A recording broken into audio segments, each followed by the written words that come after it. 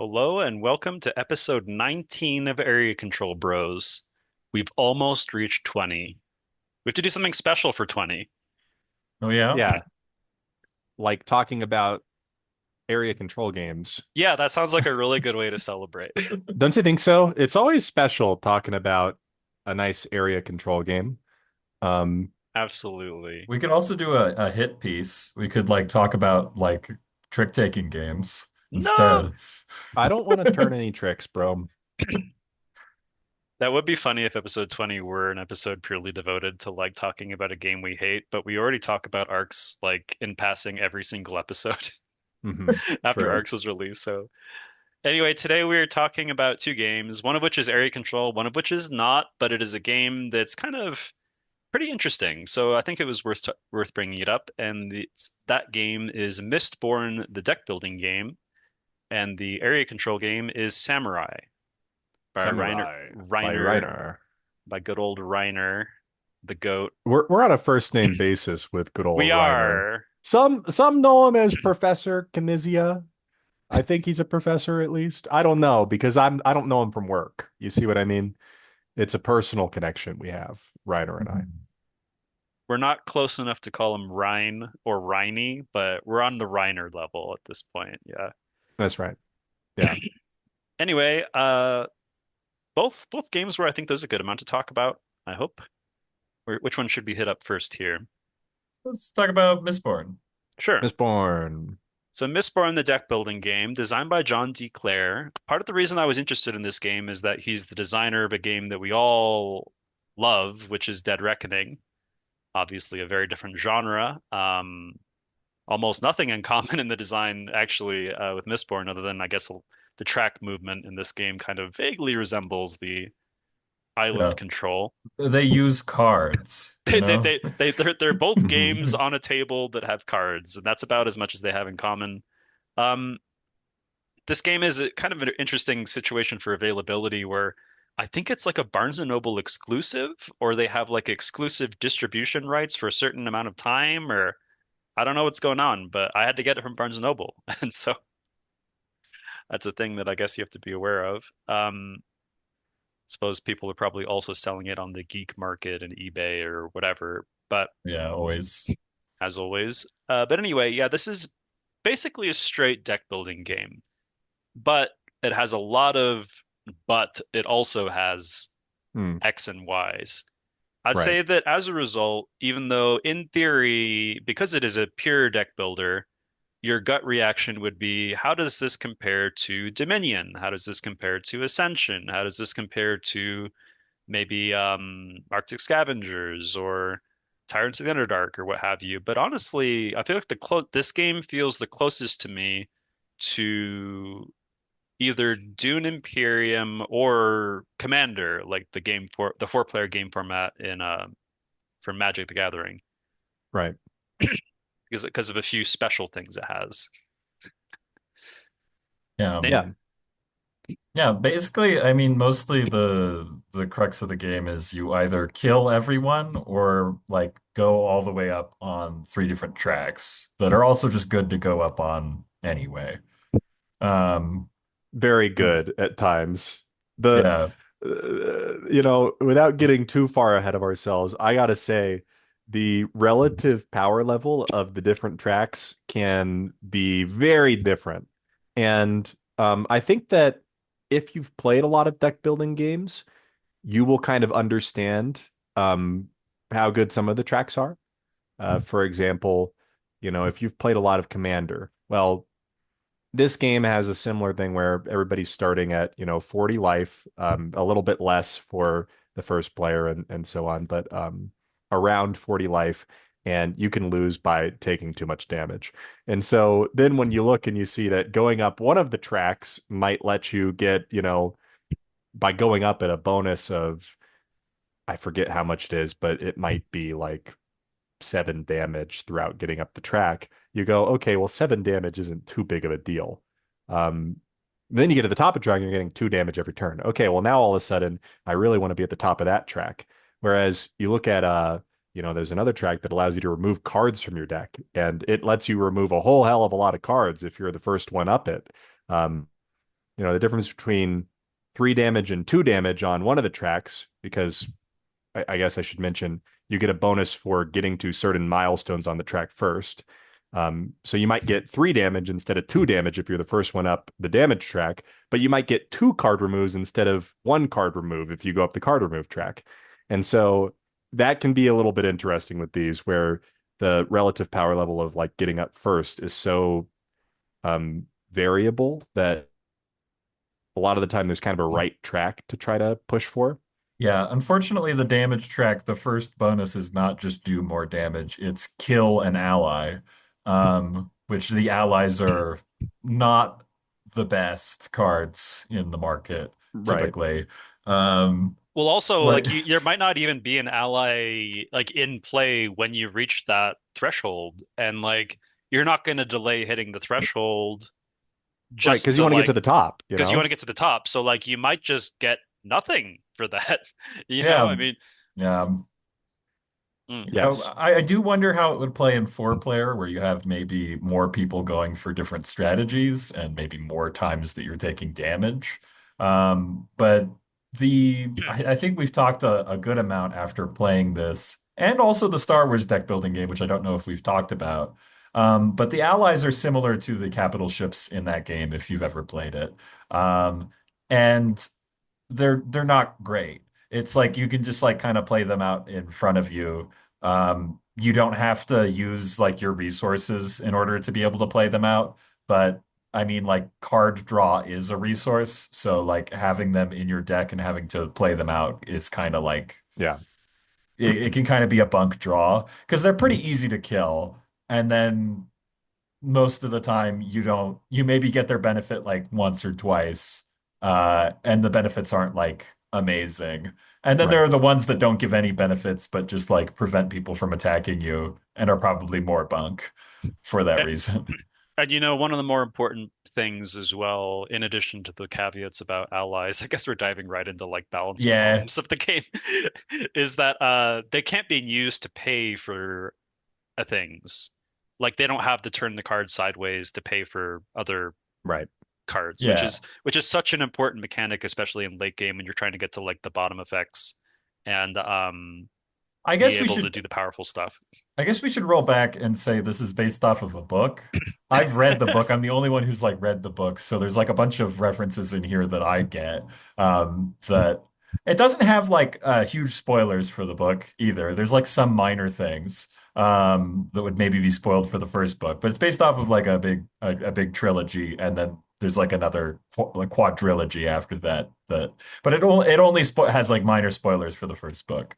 Um, but it does integrate that in an interesting way. If you've read Mistborn, it's like you are playing somebody who is a Mistborn. You're able to play cards based on the metals that you can burn. Um, and like you get to burn like more metals as you go throughout the game.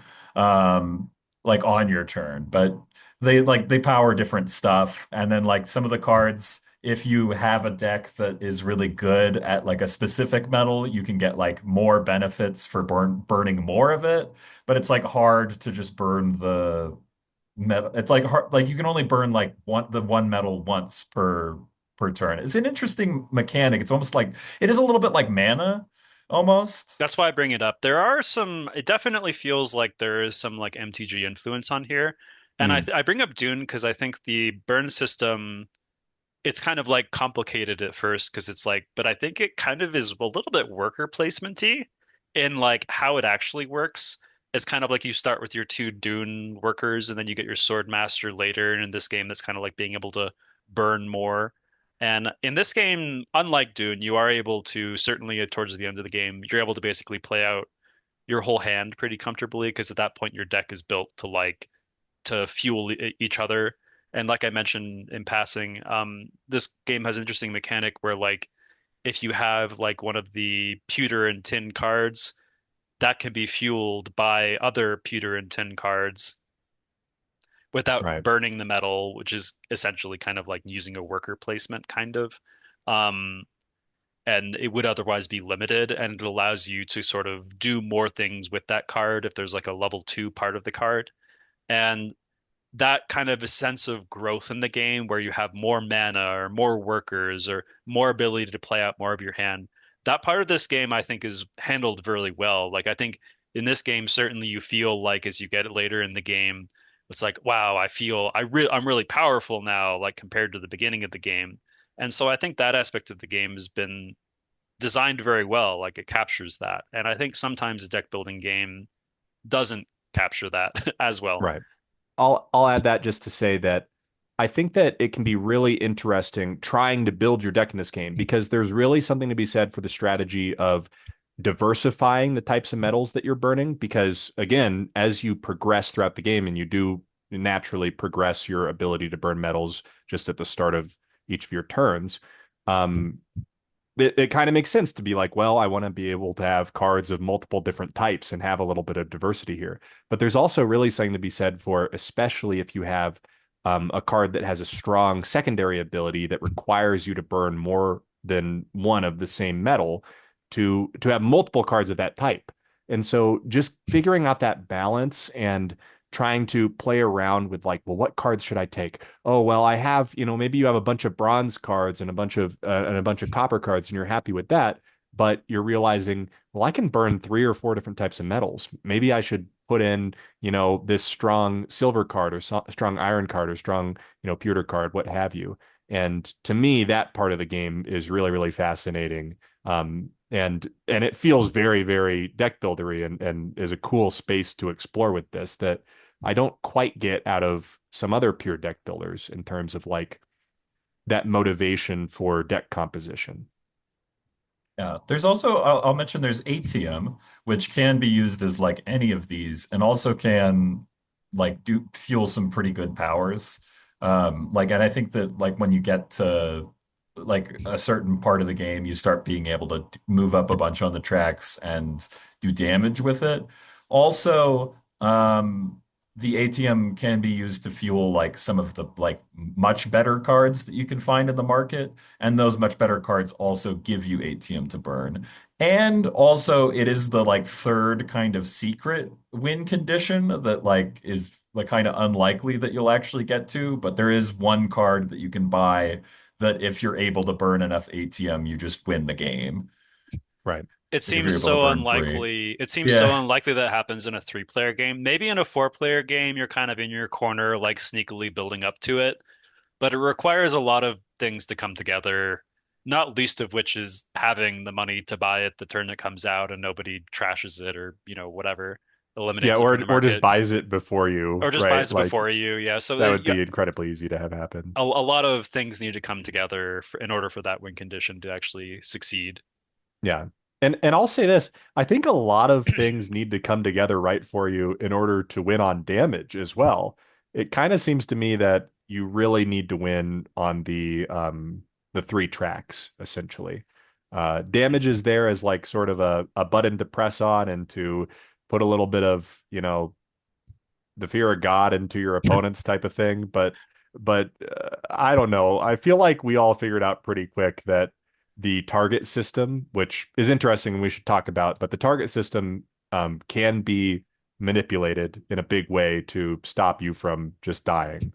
Maybe this game would work better at two. I'm sure it would work better at four.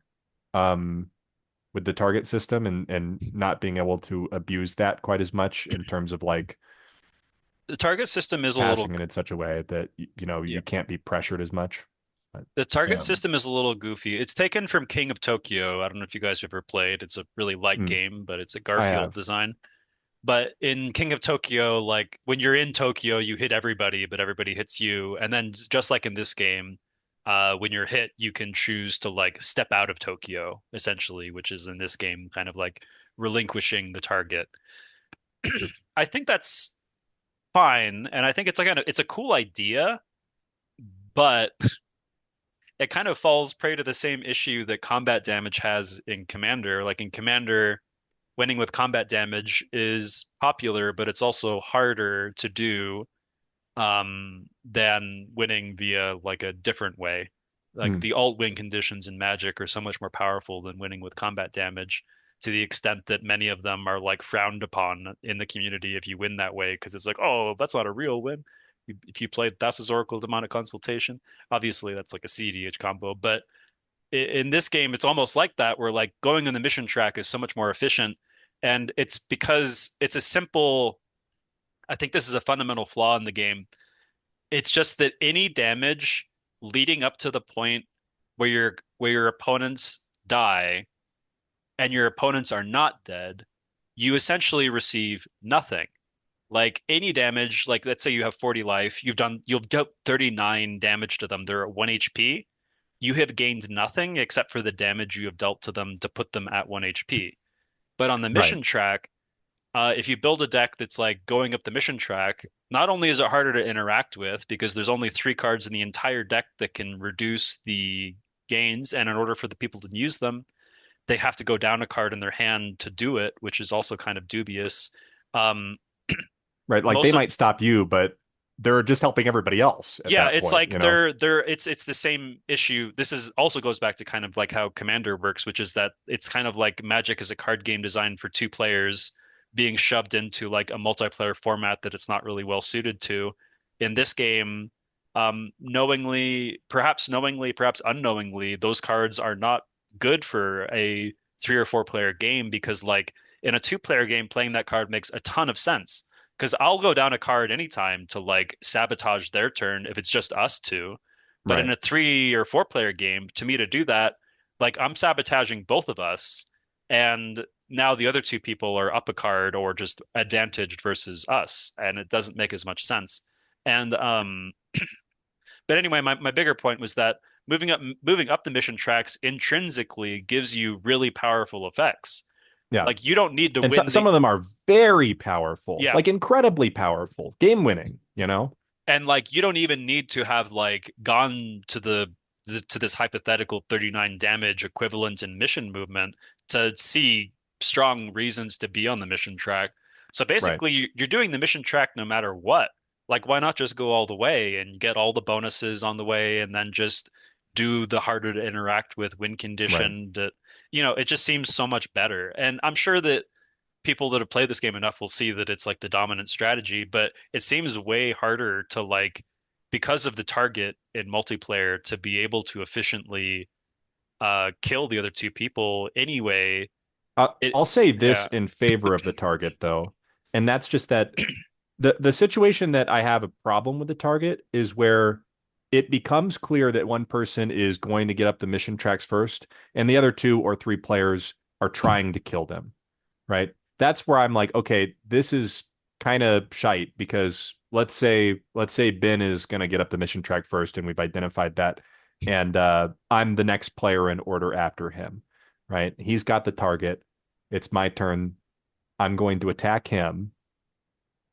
He can give the target to me. And then when it goes over to Will's turn, Will can't attack Ben. He has to attack me.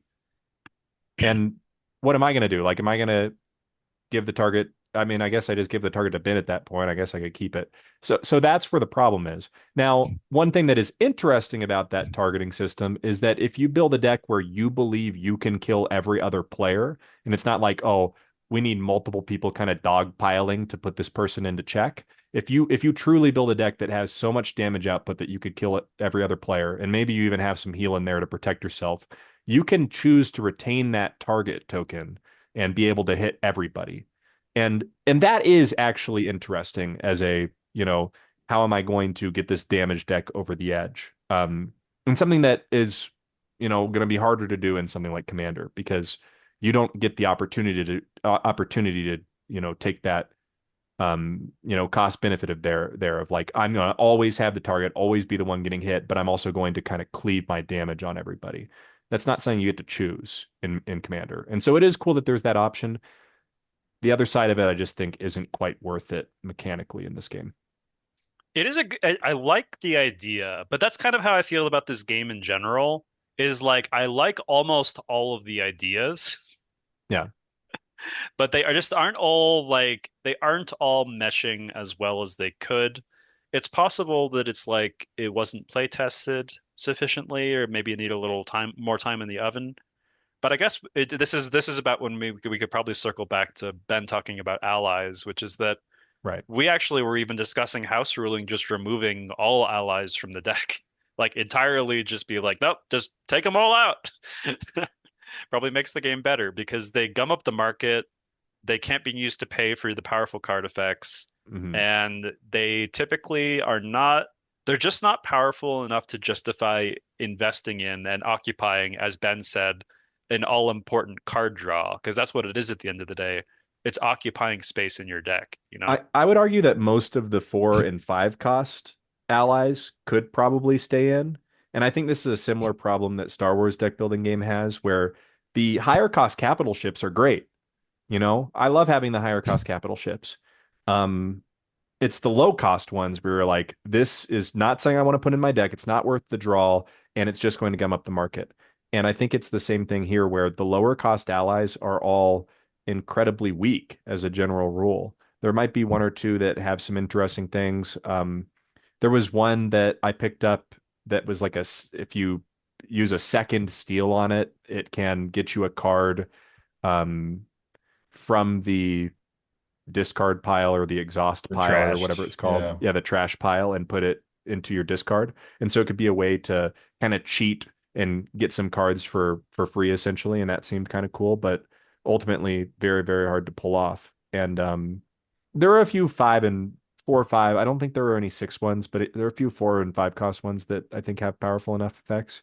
There are some higher cost ones that like when you burn ATM gives you like a good effect. Was it the Inquisitor? Oh It's yeah, the yeah, the Inquisitor. Inquisitor Yeah, and the Conjure. there Mm. you go. So Mm. those ones seem fine.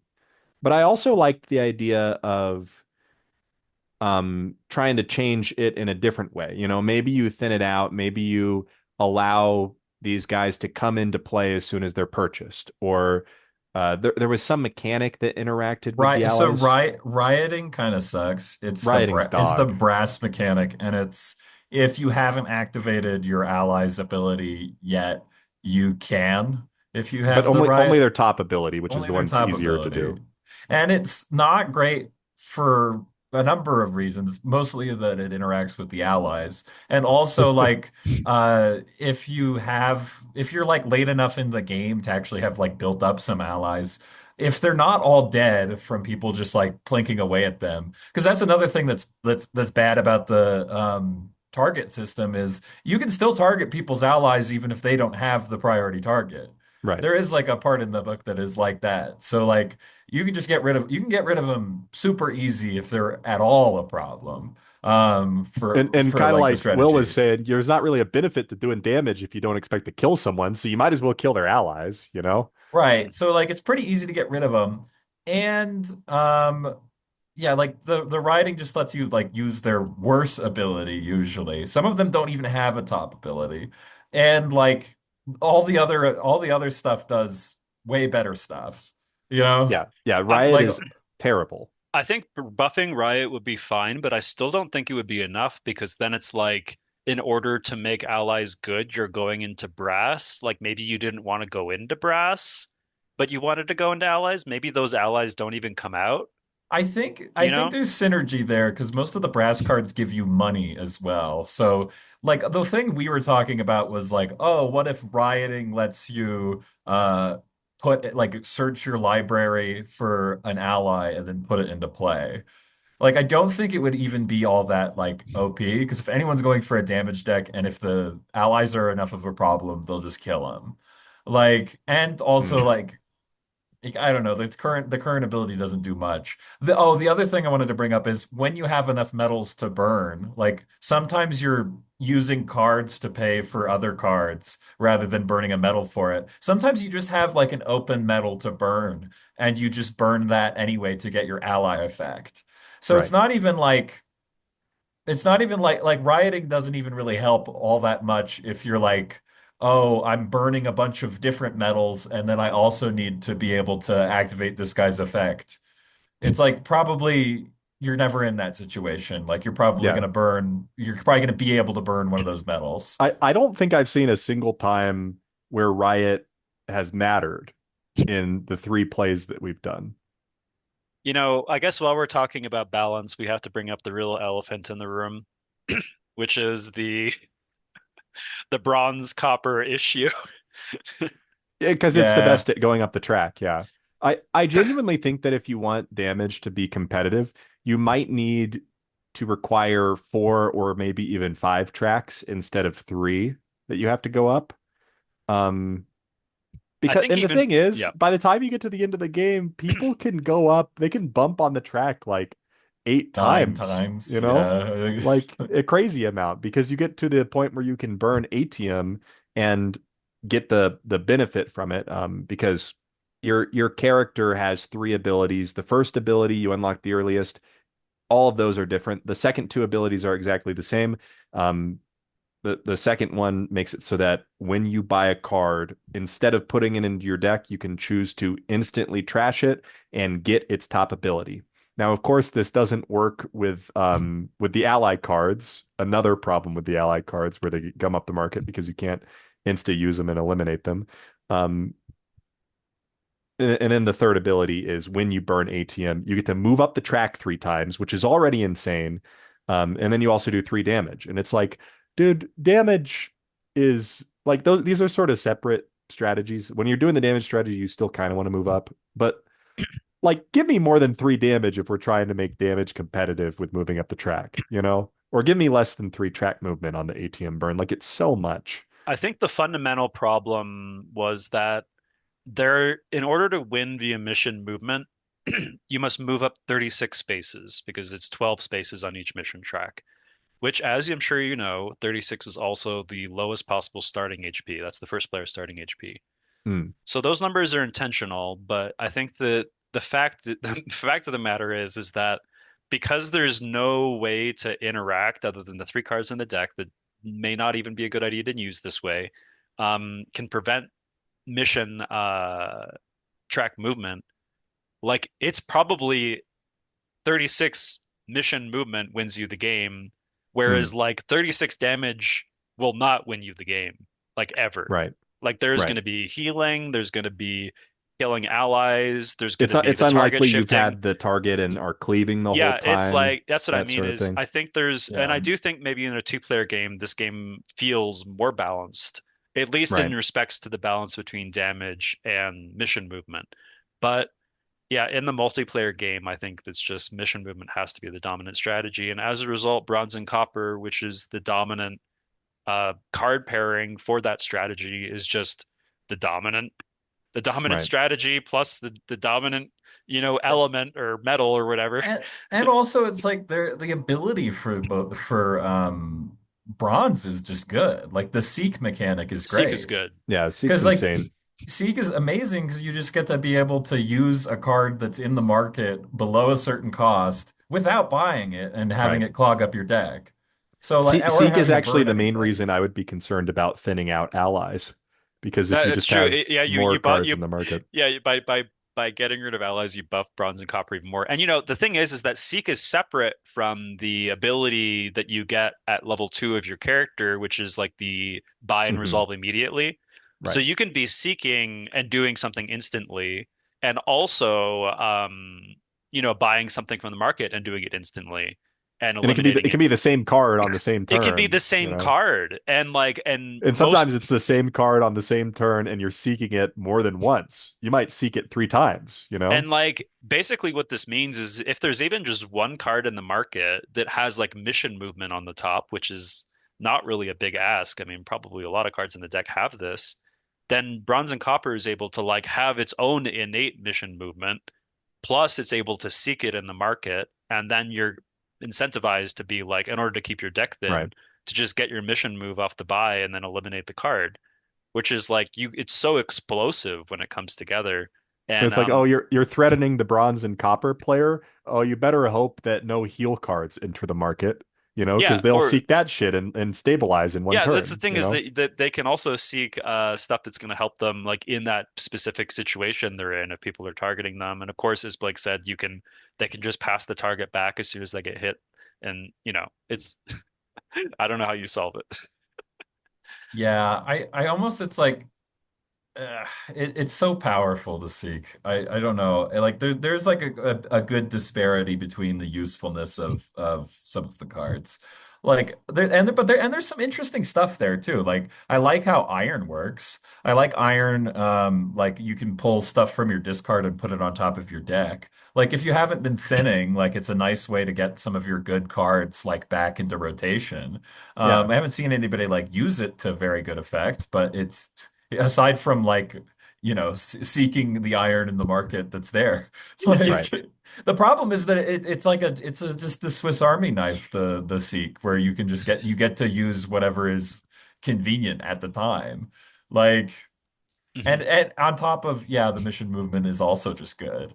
And I think we had a wacky play where where Blake was able to eliminate uh his deck down to like 6 cards, and it was mostly like bronze.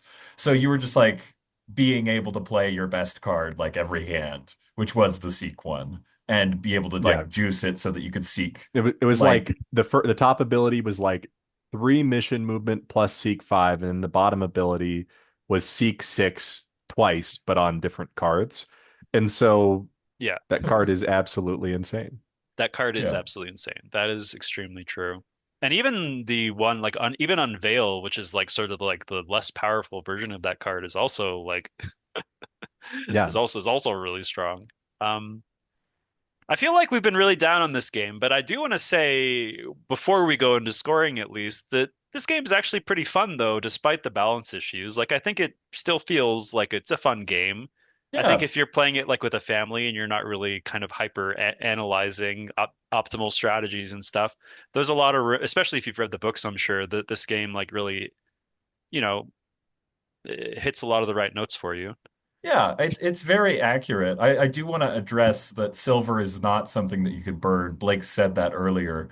Um, and if you read the books, you probably also tweaked out a little bit when he said that. The real Um, fans will know. the real fans know. I'm just letting you know that that's not in the oh, game. steel and iron is what it is. My Yeah. bad. Like they didn't mess that up. I'm just telling you that they didn't mess up the lore of the game if you're really into Brandon Sanderson.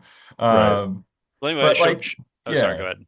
I was just Oh, gonna I was say just gonna say it also has a co-op mode. We haven't played that. that's true. It could be sick. We have no idea. We don't play co-op all that much. So Yeah, we the might give it a co-op try, might but be yeah. worth a go because who Well, knows? Sometimes they put a mode like that in and you don't realize how much the rest of the game has been changed in order to make it work, you know? we can give it a shot sometime, but otherwise, I was just gonna say, do you guys feel comfortable going to scoring on this one? I Yeah, do. And just to say though, firstly, I agree with your statement that this is a very serviceable, fun game. And despite the complaints about balance, and that's really what it is it's about balance. In terms of what this game is actually doing, it's fun, and that counts for a lot. All right. Should we have our resident lore master begin? sure. I'm gonna give it a 7. If you like Mistborn or if you like deck building, you should check it out. If you like both, you should definitely check it out. Um, maybe if you like it's like a decently heavy game if you're not like into games. Like if you're just dropping by because you heard about the Mistborn game and you're not like much of a gamer. I feel like this isn't like the first deck builder you should probably try. You That's true. know? Yeah, that's true. Like it is a little bit like it's got a little bit going on under the hood, which is good for like if you're into deck building. So like it's got enough going on to like it's got some meat on the bones and it's interesting to think about. Um it might not be quite family weight though. I don't know if it passes the grandma test, you know? Like Yeah. I feel I like think this one's a little bit hard to bite into if you're not as like experienced. Yeah. certainly all the keywords, I think especially hard to keep track of and like, make sense of if you're newer. You know, it's interesting they have the keywords because I don't think there's any circumstance in which they don't also explain what the keyword does. Yeah, I think Hmm. I'm that's always written out. It's like Okay. pretty much always written on the card exactly. Maybe if they make like an expansion for the game, they'll like, be like, you guys are nerds, you know what the keywords do now. We'll add more text to the cards. But yeah, it does a pretty good job of explaining what it does. So yeah. That's Okay. from me. Shall I go, Blake, or do you want to go? I'm fine. Nope. Go ahead. I think I pretty much agree completely with Ben. This is a 7 for me. Although I will add that this easily could have been like an 8 or like an 8.5 even, I think if it were just like better balanced, if it were like more durable, if I felt that there were like more viable paths to victory. Um, but as is, I think the balance of it now that we can't unlearn the things that we've learned. And so like now knowing these things, it's like a little bit tainted where I'm like, oh, well, like now I know how to win. Hmm. And uh and so that kind of makes me a little bring it down to a 7. But in terms of it being just like a fun game, it has a lot of good ideas, a lot of little smart things. I like being able to like buy the currency to stock it for future turns. We didn't mention that, but I really like that. I want that in every deck builder now. But a lot of very small, good considerations, which is what I expect from this designer. Dead Reckoning's the same way. A lot of really small, smart considerations to like uh just make the game feel better to play. And the balance is really just the one big glaring issue that's preventing it from being higher. I think that's fair. Um, 7, respectable rating from both of you guys. I'm gonna give it a 6.5. I do still agree that this game could have been much higher if the balance was better.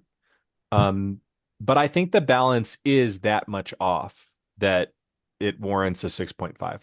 I'll also say that while I do like the ability to cash your money, right, at that 2-to-1 rate, I think that that contributes to the imbalance in the game.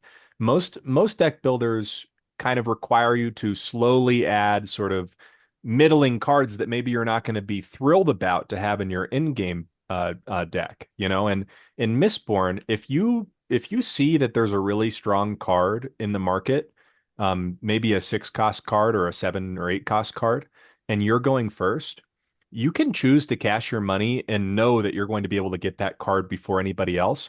And then you're in a place where you have an 11 card deck where one of those cards is absolutely insane.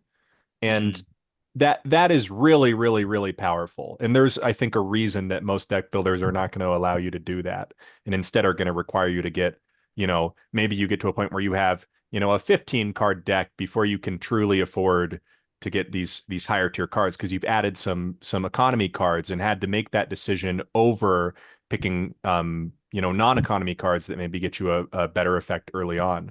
Um, so I do really like it, that effect, but I worry about the balance of it if it was just thrown into any given yeah, deck builder. you're probably Yeah. right. It might also contribute to why brass isn't as good because brass is Yeah, mostly actually, money.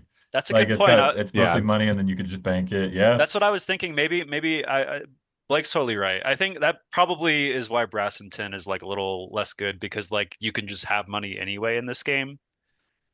Oh well. I've been a big like I'm saving my money like early in this one, and it's worked out really well for me. Uh, but yeah, 6.5. I really do like it. I really, really do think it's worth trying. And there are other games I would give a 6.5 that I don't think are worth trying. Um, or like that I think you could pass on because there's nothing else, or there are a bunch of other options that are quite similar. Mistborn, the deck building game, is very unique. It's fun to explore, and for that alone, you should give it a try. And now Samurai. Samurai. I feel Samurai. I feel blessed that I was able to acquire I'd say near mint condition FFG copy of this game after a long hunt and for a reasonable price. And I'm so happy that I finally did because this is a game that is talked about a lot as one of the really great Reiner games that has been out of print for ages. This is a 1998 original release. Uh, FFG reprinted it a little while after that.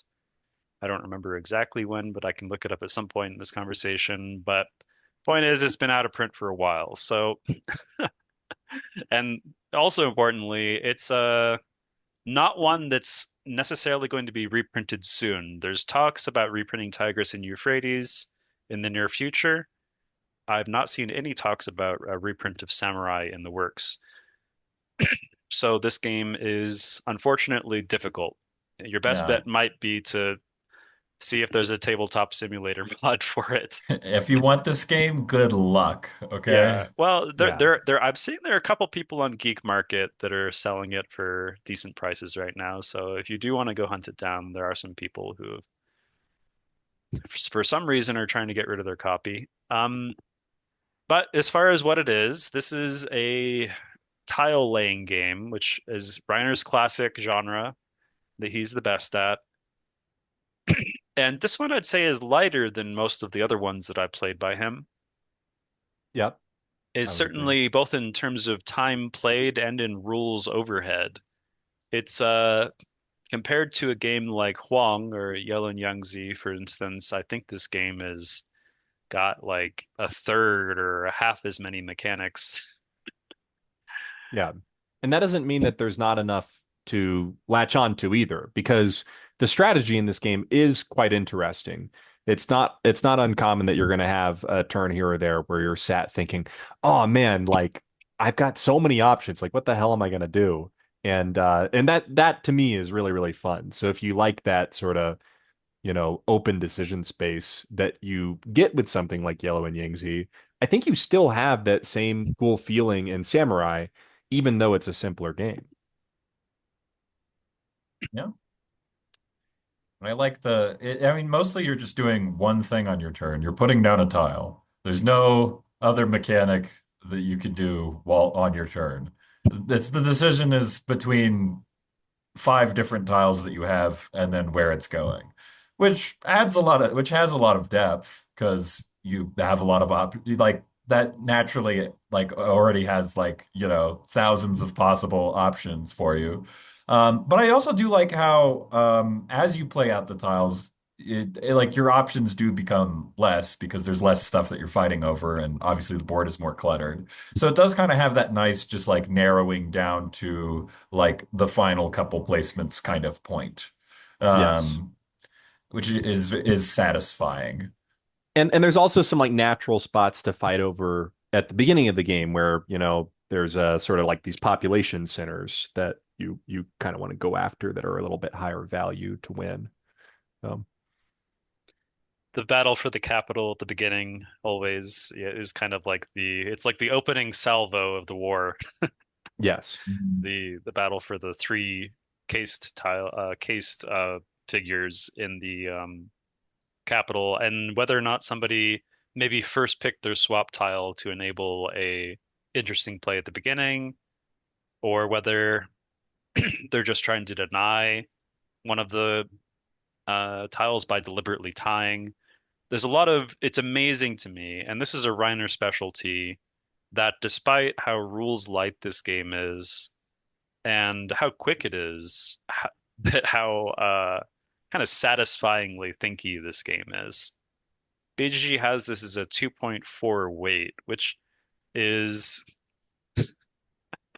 which is pretty low, and I agree that that is an accurate assessment of the rules weight of this game, but this is such a satisfying game to me to just play and think. And as Ben said, the narrowing down of the board over time, it lends this like heightening tension. Like, oh my Mm. gosh, if I don't do this now, when am I going to do it? Because, people are going to fill up these spaces. I have to take this now, but I have to take that now, and I have to pick one. And then the spice of the game is the fast tiles and I guess to some extent, the move tile. The ability, most of the tiles are going to be tailored to the specific icons, which are the Buddhas, the wheat, and the pagodas. But there are also generic samurai, which are kind of points for any purpose. And the quick tiles are the only type of tile that allows you to play more than one tile in a turn. And you can play as many of them as you want before, or you can just stop with them, but you can also play them and then play like a normal non-fast tile. And that allows you to make some explosive plays, especially with the Ronin, who in the pool of 20 tiles that every player has, is the only fast tile that is a land tile, which enables someone to complete the encirclement of a location that they wouldn't otherwise be able to do on their turn and enable some cool stuff.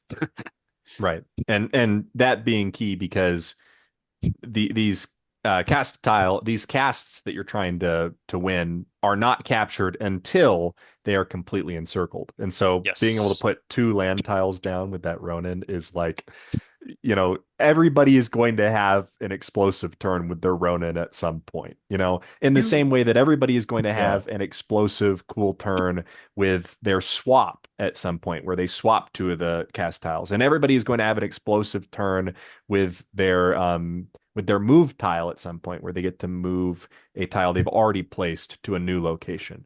Um, this game sort of has that built in of like some of the tiles are so powerful and cool, but everybody's going to get to do them at some point. And so it's really about finding the right moment. And hopefully you draw it at an At, opportune moment. at an But appropriate time. yeah, Yeah, or just stack your starting hand with it if you're like yes, worried about it. Yeah. Honestly, that bit is so cool. reading the rule book for this game, the biggest surprise for me was the fact that unlike, Huang, for instance, or some of these other tile laying games that Reiner's done, the ability to choose your opening hand of five is so different.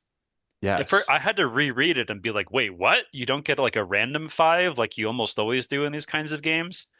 That opens up so much interesting stuff because it's like it's really kind of setting the tone for what you're shooting for in the early game and maybe what you want to have access to for a rainy day if like a situation arises and you want to have access to that swap or that Ronin early. And because if they're not in your opening hand and you've shuffled properly, you don't know when you're going to get it. And it may be that you only get it towards the very end of the game. And Right. that decision is also pretty juicy, and it happens right at the very start, which we've spoken about this before, but I'm always a fan of the setup of a game being kind of a communal experience. And Yeah. I don't think that I love that this game isn't like set places for the three types of miniatures, Mm. the cast miniatures, but rather that we all kind of put them down. And I don't think that there's like I could be wrong. I don't think that there's a deep strategy to it. Because so much is going to happen in the early game that's going to like change things up. And you might be setting up a play, but then later it'll be swapped, so you're not able to make that play anyway. But just the act of doing it with the other people at the table is something that I always think is like something I really like that in a board game. We're Yeah. just joking while we put these things down about, and I just like that where like the setup of the game is not divorced from the playing of the game. Like it's part of the experience. It's integrated. Yes. I always appreciate that. I would agree that I don't think it matters a ton strategically. Yeah, it doesn't. It definitely Um, doesn't. but even though I feel that way, it's still fun because like when I select my starting hand, I'm already thinking about like, oh, like I took my four wheat, so I'm gonna try to put a bunch of different spots on the board where there's two wheats next to each other in case I'm feeling like I can't compete, for the wheat on the capital or whatever. That sort of thing. Like it's still sort of informing my decisions. In terms of the actual setup, though, picking your five starting tiles, I think, is a lot more important than where you're deciding to put the different casts. Um, and those five starting tiles, they matter a lot, and that's actually one thing that has made me want to play this game sort of back to back, where I'm like, oh, if maybe if I just picked this different starting hand, it would have worked out better. And that sort of excites me to get back into this one over and over again. I don't know about you guys, but I really, really like that. Yeah, I mean, and it even happened. I basically did the early game capital swap on you guys twice. And in the third game, the meta evolved, and you guys were ready for it, and there was a completely different meta game around the capital that developed. And I was so happy to see that, even though it hurt me. Right. Like I was the one who got screwed over by it, but I was psyched. I was like, I am so happy that this game has that kind of like that growth potential, that kind of strategic complexity where like there's an interesting counterplay that can happen, the ability to deny uh the cased symbols from one another that happens so often in the last play and turned out to be important actually. I was I I really liked that. Yeah, it was cool. Yeah. Where like instead of just trying to win them, there was a little bit more of like, well, maybe if me and Will work together, we can deny Ben, or maybe if Ben and Will work together, they can deny me, that sort of thing. And yeah, I've enjoyed that too about this, where the way we're playing it is evolving, even though it is again quite a simple rule book. Yeah, I mean, this is when I feel like we can bust out pretty easily. It's like similar to Raw in that of like, oh, if I just need like a quick palate cleanser or like just like something that I don't think is going to take all that long. Hmm. You know, it plays quick and it's just like a nice little, just throw it out there. Yeah, I think interestingly, um, we really like this one. On BGG, they are saying that the best player count is 3 players. Hmm. And I guess it kind of makes sense with the in-game scoring and how that works. Hmm. Um, but just interesting to point out that this is rated as being best at 3, and we of course have just played this at 3. I played it at 2 with Lisa, Oh yes. and we actually thought it was great at 2. So I think at Okay. 2 it holds up. I don't know about 4. We haven't done 4, but Four might be but I can see bad. I don't know. Yeah. 4 might be a little wacky. It's this kind of thing where like maybe it takes too long for it to get back to your turn. Also, Possibly. And I think because there's only like the three casts, you're gonna end up with somebody who's not like uh, in it, doing well on any of it. yeah, You that's know, fair. because like part of and that is the very interesting part of the end game scoring is that it's like basically you are trying to be have the most of of the most different casts. But the way that that breaks down usually is somebody has the most of one, and then you have like a smattering of the other ones. And the tie break is if two people have the most of one, then it's whoever has like the most in general. But I also really like the win con of Well, I think like, it's the most of their other yeah, It's the ones of the one that they did not which win. could Yeah. matter because you might have 7 wheat and the other person might have 5 Buddha, and you've both won those. But then you look at what you have of the rest of it, and you might oh have, right. you know, So you like want to barely win on You like, want yeah. to barely win on whatever you won on. Yeah. and But that's but how then I that's won the kind of last tricky game. because if Yeah. you tie someone, then all of a sudden it's like, well, I don't even get like the I haven't crossed the finish line type of thing when you're tying somebody. Oh Um, yeah, the tie doesn't count. Like you both just don't get it Yeah, with the yeah. tie. if you tie and on like what you thought you were going to win, and then like the third person was just like, I won on wheat, then they just win because like the two of you tied on the thing that you were both competing on. So it does the end game scoring of this has been described in the some of the reviews and like comments in on BGG as being like obtuse or complicated or kind of like ruins the game for some people. But I think it's really cool. I think so too. I think it's really interesting, and I think I like it more than the Huang scoring, which I like Huang. I think I gave it an 8, which I stand by, but I'd say that the scoring in Huang is a little bit weird depending on like your tile draw. Like sometimes you won't get green tiles and then like green points are like hard to come by, and that's fine because you can use white tiles to like fill in, but then white tiles aren't great. This game feels more straightforward than Huang for scoring to me, and I think the fact that you can kind of interact and like deny points more easily in this game, or at least like be forcing certain plays over them is it feels like the the scoring feels tighter in this game to me. This whole game Hmm. feels more tense because of the scoring. Yeah. I, this game, it's easy to draw comparisons to a Huang. As a very loose comparison, the in-game scoring in this is almost like if you took Huang and you only had 3 colors. It's Hmm. almost like that, where it's like we've really simplified how much you need to think about in terms of, like Huang is hard to parse in the middle of it. It's hard to understand like how far ahead or how far behind am I? on the scoring because you're just looking at what you have like the minimum of, and it can be very, very hard to track what everybody else has in five different colors. I guess really four, and then a wild that can be applied, but also is weird with in-game scoring.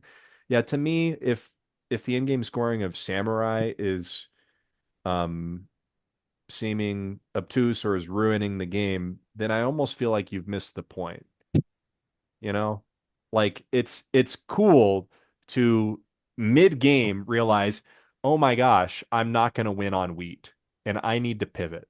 And I think maybe with the right plays, I can win the Buddhas, you know? So I'm going to shift and have to try to do that. It's really, really hard, that you don't have that same experience in Huang because you got to have, a minimum of every single type. In this game, it's like, okay, no, I need to lock in on Buddhaville, and that's cool. It's fun. I think that this game is also, I mean, I guess while we're drawing the Huang comparison, because it's easy. They're both Reiner designs, they're both tile layers.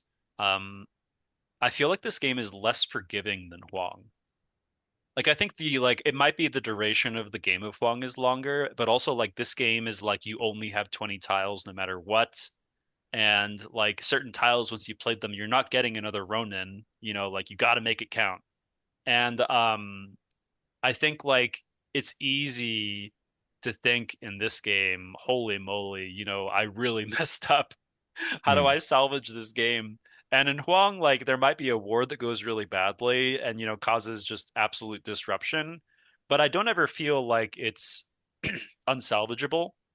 In this game, I think it's despite it being a light game and despite it being a quick game, it's very unforgiving, I think. Like you have to be locked in not on like one specific case type from the beginning. As Blake said, you have to know when to pivot. But I mean, you have to be like paying attention for the whole duration of the game, and like there isn't a point of the game where you can relax. I guess is what I'm saying. Like you have to be really trying to make the good plays the whole time. Hmm. Yeah. Don't know if there's a ton more to talk about this one since it is relatively simple. It is a very, I think we touched on this before. It's not a complicated game, but it is a deep game.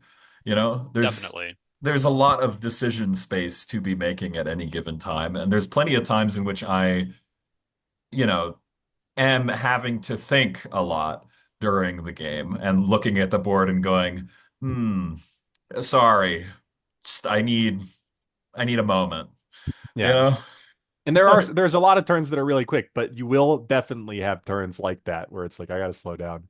Um, I want to add to this idea about about the game being unforgiving. I think that I think that a lot of games like this balance themselves a little bit by encouraging the players to go after the person they believe is in the strongest position. And this game certainly does a little bit of that, but I think there is also something to be said for the strategy of going after the weaker players just because it might get you points. Like I don't think you're too mad to just snag points where you can. And to me that adds to this unforgiving nature of the game where other players are, there might be two players that are really in contention to win, and it's not always their best play to try to stop the other one because sometimes that can be really damn hard. Sometimes it would be a wasted tile to go out and try to stop the other person, and their best move is just going to be taking from the person in last place. Yeah. Um, I and had a and that adds to that a little bit. I had a very interesting moment last game where I think I was on four Buddhas, four pagodas. There's only 10 of each in the game. And I remember thinking it was just like I don't think I earned any other tokens, any of the other casts after I realized this. For a couple of them, I ended up just like tying. And when you tie, you just like burn the resource and remove it from the market. But I was completely content at that point to just be like, okay, I need Blake and Will to fight over these so that like they divvy it up and neither of them can get to four on the Buddhas or on the pagodas.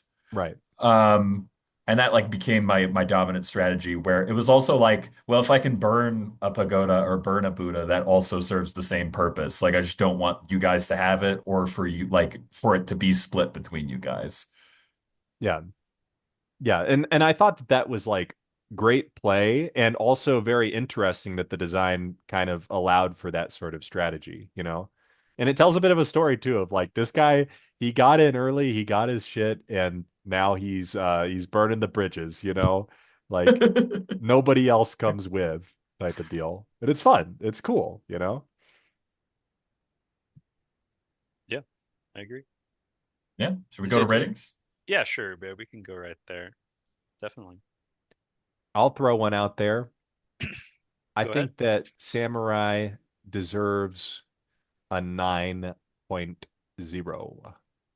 I really think it's fun. I really think for the level of complexity and for the time that goes into this game, which is not much, you get a ton out of it. And I love that in a game. It kind of reminds me of El Grande in that sense of like pretty low overhead for pretty big payoff. And that's so cool when you can find one like that. Um, very, very, very few complaints about Samurai. Think it's worth trying. Think it's going to be hard to try, but think it's worth trying. Yeah. Hopefully somebody you know has a copy Yeah. Yeah. already. Or you can yeah, maybe find it on Tabletop Sim or something. I feel like it'd be pretty easy to make on Tabletop Sim if you Oh, were so sure. so Yep. dedicated. Yeah. Um, you really wouldn't need much. Yeah, I think I'm gonna give it a, 9 as well. I think I had an 8.5 locked in my brain, but I I mean I genuinely like it quite a bit. And I think I could see us playing this over Raw even sometimes. And I think I like Raw quite a bit. Um, I don't know, that Reiner Knizia, he just got that math brain, you know? He's just making some bangers. I don't know what to say. He just like has the formula. I wish he'd share it with all of us. I think he has, probably. I don't think it's like a secret, you know? But like I don't know. It makes me think like, oh God, like because I dabble in some game design and I'm like, man, I need to like learn more math. I don't know. Yeah, it's like how There's does it something so elegant about it. It's yeah. it's like how does he make a game where like all you can do is put a tile down so fucking cool? Right. Or like in Yeah. Raw, like all you can do is just like take a tile out of the bag or invoke Raw and like somehow the game is just super cool. Like how does he do that? It's magic. Um, But yeah, I do think there's something magical about this one. I think like I said, I gave Huang an 8. I think that Huang is a good game and it's providing something unique. It's got this like really cool like interplay between people that are in your areas and stuff. But that it doesn't have the same magic that this game and Raw both have. I think this game is like up there with Raw for me right now, although I haven't played it enough to like know for sure. I'm gonna go a little higher than you guys. I'm gonna give this a 9.3. Whoa. Yeah, I know. Pretty crazy. Because I think this game there is this something magical about this one. Like I just there's some sort of like Reiner electricity when I like bust it out and we start playing it and I'm like it just it penetrates right into some part of my brain which is like the Reiner zone. And I'm like, Right. "Oh," and I'm like "Oh my gosh, this game has that thing that it's hitting that part of my cortex that only Reiner can blast with his mathematical Yeah. apparatus. And It's the very center of the frontal lobe, the Reiner zone. yeah, but there's something going on with this game, and I'm excited to see how the meta develops. But even if it doesn't develop a huge amount, this game for the time that you're playing it, I don't know what's better than this at this player count because this is even faster than El Grande. Like this is like under an hour. Um, Well, yeah, you can rip this game. Like you you could can you rip. could play like, 5 times in a row if you were feeling it Yeah, this and game goes be under fast. 4 hours, I would imagine. Really fast. Like I honestly don't know a game that's this fast that's giving you the same amount of that magical thinking space that you're in when you're playing it. So I think I'm gonna go a little over 9 on this one because I think there's something special here. Then I'm excited to explore it more. Hell yeah. That's dope. Well, unless there's anything else from you guys. I Well, do just want to add, I had mentioned that about BGG rating Samurai best at 3 players. They rated Mistborn deck building best at 2 players, which was quite interesting. Hmm. And I think after that they rated it best at 4 players. Let me just So confirm. maybe 3 is kind of the odd duck then. Maybe there's something about multiples of 2 for that game. Yeah, yeah. So there are 18 ratings at 2, and of those, 12 of them put it as best, and 6 of them put it as recommended. There are 19 ratings at 3 player. 14 of them said recommended, 5 of them said not recommended, 0 said best. And then there are Hmm. 18 readings at 4, and 6 of them said it's best there, 7 said recommended, 5 said not recommended. Hmm. yeah. So Here's so here. Yeah. Oh, here's. I just wanted to make another point about the Mistborn now that I'm thinking about it.